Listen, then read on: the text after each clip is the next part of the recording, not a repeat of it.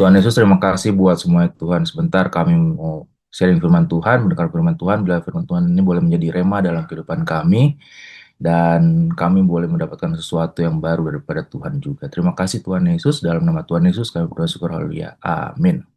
Saya menemukan sebuah tokoh yang eh, ketika 1 Petrus 1 ayat 7 berbicara tentang air mata dan pengharapan, saya menemukan satu tokoh dalam Alkitab yang sangat terkenal dan bahkan eh, dia dipuja-puja bangsa Israel hingga saat ini adalah Musa.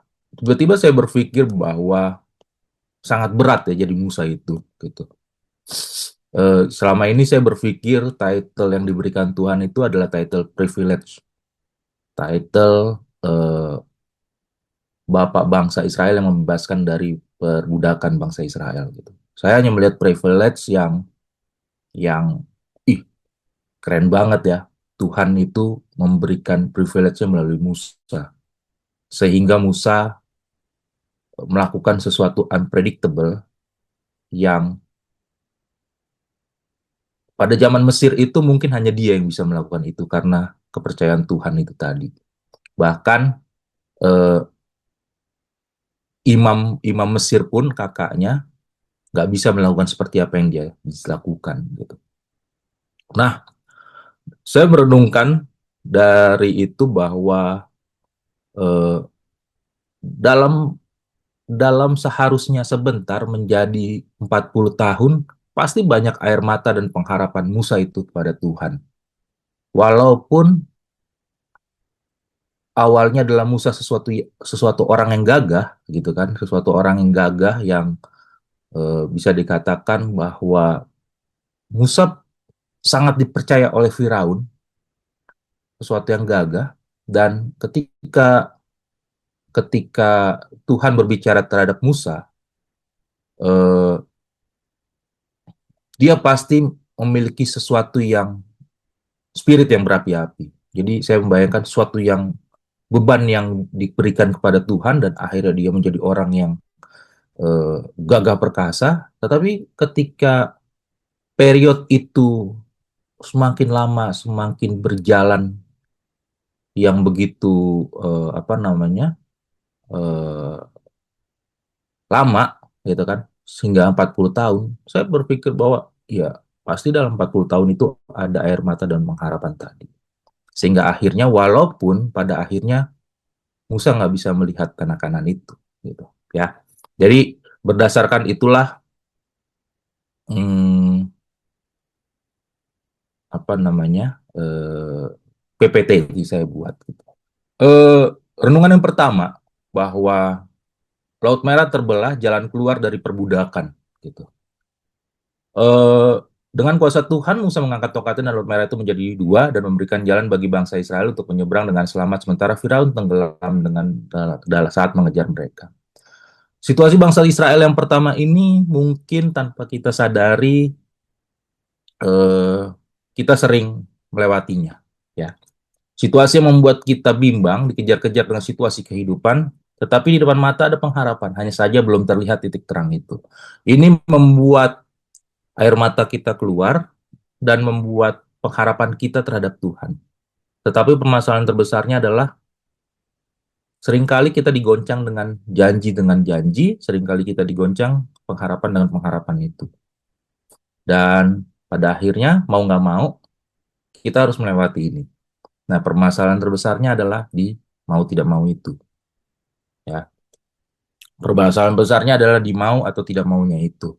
Ya, jadi pada akhirnya kita menjalani aja. Ya udah deh, kita jalani aja dengan situasi yang ada. Gitu. Tetapi sebenarnya tanpa kita sadari bahwa kalau kita lihat cerita Musa ini bahwa Musa juga sama kok. Dia nggak tahu di depannya ada apa. Tapi yang dia tahu pada saat itu Tuhan membela dia. Gitu kan. Bapak Ibu atau teman-teman kakak adik boleh bisa lihat lagi dalam kisah Musa ini. Gitu. Yang dia tahu hanya pada saat itu saya dibela Tuhan. Gitu. Di, Musa juga pasti berpikir yang sama bahwa di depan gimana nih ya. Gitu. karena situasi ini benar-benar sulit, gitu ya. Situasi ini benar-benar sulit, tapi tidak ada pilihan. Gitu. Di depan mata ada pengharapan yang saja belum terlihat. Nah, ketika kita menjalani hal ini, bahwa kita percaya bahwa Tuhan itu pasti menolong kita.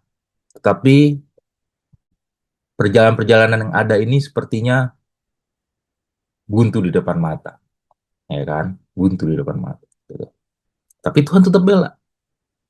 Maksud semuanya itu ialah membuktikan kemurnian firman-Mu yang jauh lebih tinggi nilainya daripada emas yang fana, diuji kemurniannya dengan api sehingga kamu memperoleh puji-pujian dan kemuliaan dan kehormatan pada hari Yesus Kristus menyatakan diri. Gitu. Jadi tanpa kita sadari bahwa kita sedang dalam lembah pemurnian tadi, gitu kan? Kita dalam lembah pemurnian yang tadi. Kata di firman Tuhan yang jauh lebih tinggi nilainya daripada emas yang fana. Artinya harga jual gitu kan. Kalau kita lihat akhir-akhir ini harga jual emas itu 2,8 sampai 3 juta sekian ya. Itu tinggi banget gitu kan. Itu kalau yang beli emas, investasi emas atau beli perhiasan di tahun 2000 awal-awal gitu kan. Kalau kita jual emas sekarang itu cuannya eh, banyak banget ya. Cuannya banyak banget. Nah, jadi dengan situasi yang tadi air laut terbelah menjadi dua, itu saya mendapat perenungan bahwa yang diuji kemurnian dengan api gitu. Yang diuji kemurnian dengan api yang dimaksud adalah Tuhan memurnikan dengan proses yang ada, dengan proses iman kita, sehingga kita menjadi sesuatu yang lebih yang daripada yang kita pikirkan. Jadi diuji kemurniannya dengan api. Kita ini udah murni mungkin, atau kita belum murni mungkin. Tapi diuji kemurniannya lagi dengan api. Jadi prosesnya itu ada proses dua kali lipat gitu. Kalau di Medan, ya di Medan tuh ada namanya Mas London. Mas London itu emas yang paling murni yang saya tahu ya. Ada namanya Mas London, warnanya tuh kuning gitu. Kuningnya tuh bukan rose gold, kuningnya tuh bukan kuning, itu kuning banget gitu. Namanya Mas London. Jadi itu kita situasi itu kita sedang diuji kemurniannya oleh dengan api agar kita lebih berharga atau lebih tinggi daripada harga emas yang pada tadi. Gitu. Jadi eh, bisa bayangin ketika Musa tadi dan bangsa Israel dikejar di apa namanya di laut yang terbelah, ya kan? Itu kan panjang laut laut itu kan panjang ya kalau kita lihat peta. Terus kita masukkan dalam skala, ya kan? Itu laut itu panjang, cukup panjang gitu ketika berjalan gitu, cukup sangat melelahkan lah ya. Gitu. Kita nggak tahu nih, tapi kita harus apa namanya kita harus selamat dari belakang. Jadi maksud semua itu ya membuktikan kemurnian iman kita ya. Jadi itu yang pertama yang saya renungkan. Proses yang kedua adalah 40 tahun di padang gurun. Perjalanan seharusnya hanya beberapa hari menjadi 40 tahun karena ketidaktaatan dan tidak percaya bangsa Israel pada Tuhan. Yang tadi saya cerita di awal bahwa ini melelahkan, proses yang panjang melelahkan dan kita pasti semua setuju bahwa proses yang panjang adalah melelahkan. Bahkan ketika ketika misalnya kita baru mau kerja di corporate gitu ya, ini sebagai contoh ya, kita mau kerja-kerja di corporate, kita harus melalui proses yang sangat melelahkan, ya kan? Kalau yang baru-baru pertama kerja nih, prosesnya eh, lamaran diproses gitu kan, terus interview dengan HR, habis itu apa lagi, psikotes, ya kan, habis psikotes baru interview dengan user, ya kan, habis itu nego gaji, ya, habis nego gaji baru ntar dikabarin ya, habis nego gaji jawabannya nanti kami kabarin ya gitu. Bukannya yes masuk besok ya gitu, atau yes bisa masuk kapan gitu, enggak, tapi besok nanti kami kabarin ya melalui email atau melalui WhatsApp.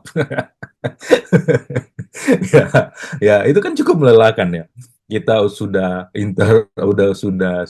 apa namanya masuk ke banking list ya HR. Terus habis itu kita udah psikotesnya banyak lagi ya kan. Ada 40 soal, terus psikotes esai, psikotesnya banyak ya. Ada jawabannya, nanti kami kabarin. Sama nih, sama bentuknya, sama sama situasinya dengan ini nih, perjalanan 40 tahun. Perjalanan hidup yang panjang sepertinya tidak hentinya, ya, tiada hentinya. Terus berdoa dan berpengharapan di situasi yang panas, kering seperti tidak ada harapan. Ya, udah panas, kering gitu. Kalau panas hujan, ya paceklik mungkin ya. Tapi kalau panas kering, ini kayak nggak suatu harapan. Bahkan semua semua tumbuhan, setahu saya semua tumbuhan, sayur-sayuran, makanan kalau udah panas kering pasti gagal panen. Ya, artinya apa? Seperti tidak ada harapan di depan. Bahwa sepertinya padang gurun ini nggak kelar-kelar gitu. Kalau kita lihat dalam peta, padang gurun tuh kita bisa ukur dengan skala. Tapi kalau kenyataannya kita ke padang gurun, misalnya ya, saya nggak pernah ke Israel, tapi saya pernah ke mana namanya tuh, Jawa Timur, ya itulah ya, padang gurun, kita nggak bisa lihat depan. Kita nggak bisa lihat depan itu kayaknya nggak apa namanya, nggak selesai-selesai gitu. Tapi ketika kita ada gurut apa namanya guide-nya gitu kan, dia bisa jago gitu jalan jalan apa jalan melalui jeep hardtopnya bisa nyampe ke tujuan yang ada gitu. Ya seperti itu perjalanan hidup yang kedua yang saya pikir ya.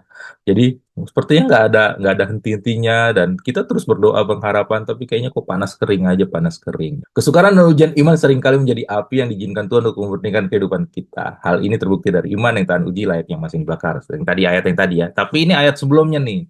Bergembira akan hal itu, sekalipun sekarang ini kamu seketika berduka cita oleh berbagai pencobaan. Ya, jadi kata berduka cita ini yang dimaksud bukan duka cita hanya karena kehilangan, tapi berduka cita karena situasi kita.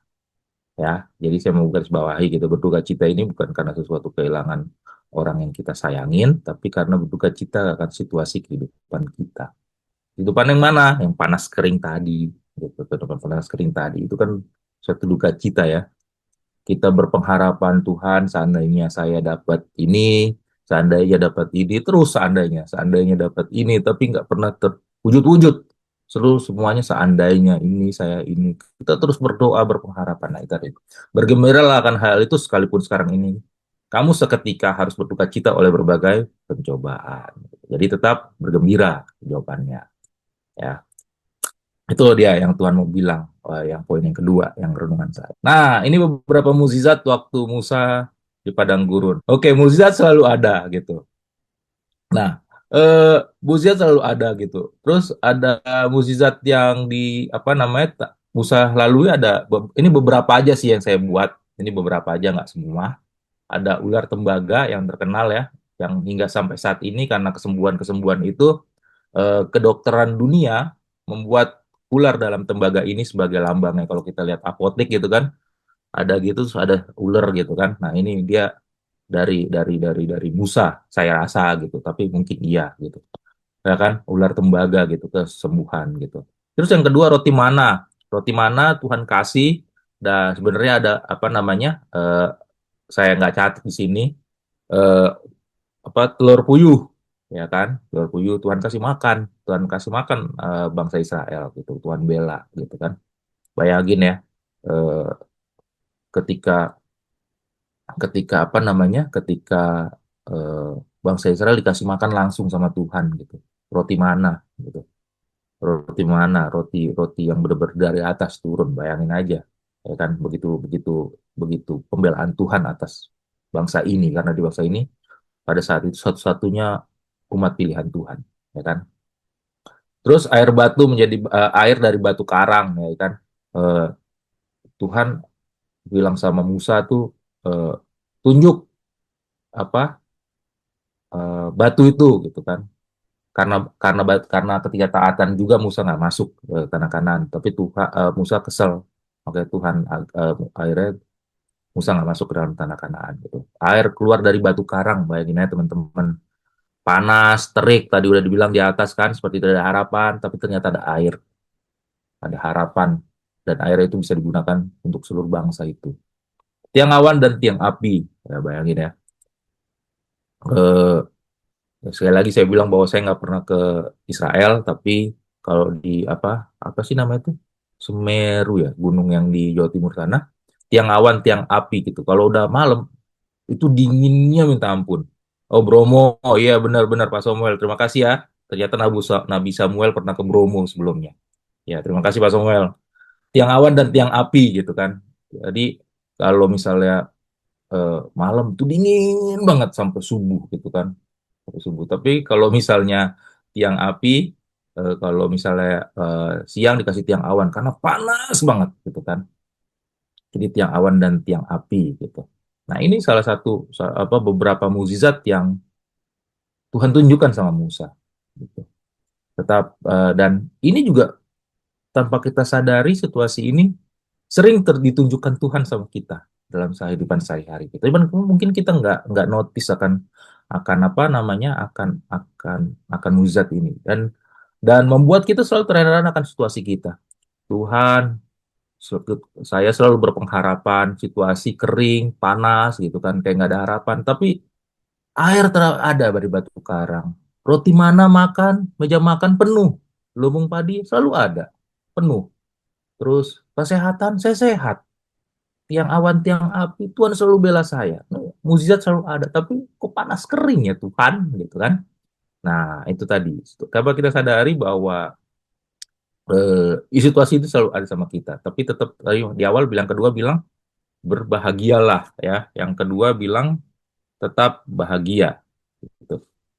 Bergembiralah dan membuat kita selalu terhadap akan situasi kehidupan kita. Nah, aku sekali-sekali tidak akan membiarkan engkau dan aku sekali-sekali tidak akan meninggalkan engkau. Ya, dalam Ibrani 13 ayat 5 bilang bahwa eh, Tuhan tuh selalu ada, nggak akan pernah ninggalin kita, ya.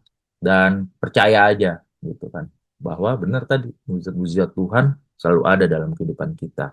Jadi ketika air mata dan pengharapan berjalan bersama, itu adalah hal yang mungkin bagi saya.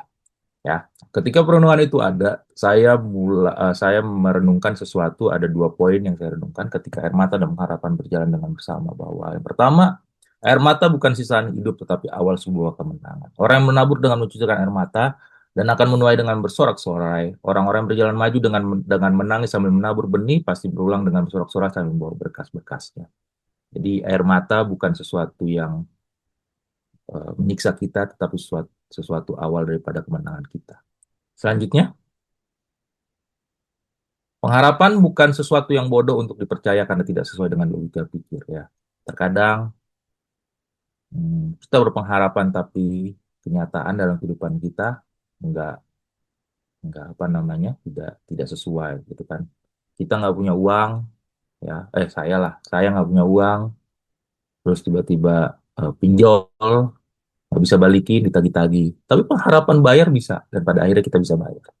Pengharapan bukan sesuatu yang bodoh untuk dipercaya karena tidak sesuai dengan logika pikir. Tetapi pengharapan adalah bukti kemenangan iman kita kepada Kristus. Pengharapan memberikan keyakinan bahwa masa depan yang indah selalu sudah siapkan oleh Tuhan.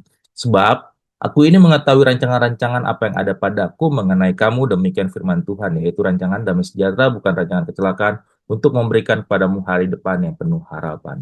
Ya, Tuhan hmm, nggak pernah bilang sesuatu selalu kita selalu baik situasinya, prosesnya selalu baik, tapi Tuhan selalu selalu bilang bahwa Tuhan memberikan selalu namanya pengharapan. Jadi ketika air mata dan pengharapan berjalan bersama, itu mungkin bagi kita, bagi saya, ya. Jangan pernah takut mengeluarkan air mata dan memberikan pengharapan kepada Tuhan, sebab Dia Tuhan yang setia dan tidak pernah mengecewakan. Dan untuk air mata dan harapan ini, saya mengalami sangat langsung dan sering, dan saya mau bilang bahwa jangan pernah takut mengeluarkan air mata dan memberikan pengharapan kita kepada Tuhan. Sebab Dia Tuhan yang setia dan tidak akan pernah menyawakan kita. Ya. Nah, ini pertanyaannya. Mengapa saya perlu ada di lembah pemurnian? Karena saya, ya. Jadi Bapak Ibu boleh sharing di BR bahwa kenapa sih saya perlu di lembah pemurnian? Karena saya, dan satu hal yang saya perlu tanamkan bahwa lembah pemurnian bukan sesuatu proses yang the end dalam kehidupan kita karena lembah pemurnian selalu ada dalam proses kehidupan kita. Artinya dalam satu case kita ada lembah pemurnian dan kita sudah lulus uji, tapi satu case belum tentu kita selama lulus dalam lomba murnian itu. Jadi misalkan pertanyaannya, mengapa saya perlu ada di lomba murnian? Karena saya masih ada di mana nih di lomba murnian itu. Ya, itu aja sharing firman Tuhan saya hari ini. Mohon maaf kalau banyak kekurangan dan mari kita bersatu di dalam doa. Terima kasih Tuhan Yesus buat semuanya, buat apa yang Tuhan udah kasih dalam kehidupan kami dalam sehari-harian dari awal pertengahan hingga saat ini Tuhan. Dan sebentar kami mau sharing satu dengan yang lainnya. Kiranya Tuhan selalu ada dalam setiap apa yang kami lakukan, Tuhan selalu ada dalam setiap langkah kami, Tuhan selalu ada dalam setiap perbuatan tangan kami. Air mata dan pengharapan itu selalu ada dalam kehidupan kami dan ya Tuhan, kami percaya bahwa Tuhan selalu membela kami dalam hal tersebut. Terima kasih Tuhan Yesus, dalam nama Tuhan Yesus kami berdoa syukur, haleluya. Amin.